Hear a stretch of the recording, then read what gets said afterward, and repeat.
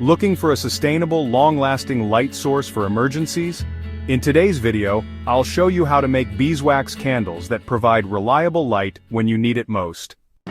First, let's talk materials.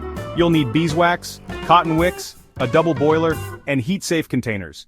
Beeswax is a natural, non-toxic option that burns cleaner and longer than paraffin candles, making it perfect for preppers. To get started, melt your beeswax in a double boiler. Stir gently until fully melted. While it's melting, prep your containers by securing the wick in the center. You can use a pencil or chopstick to hold the wick in place.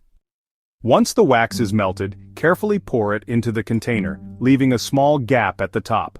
Let the wax cool completely before trimming the wick to about ½ inch.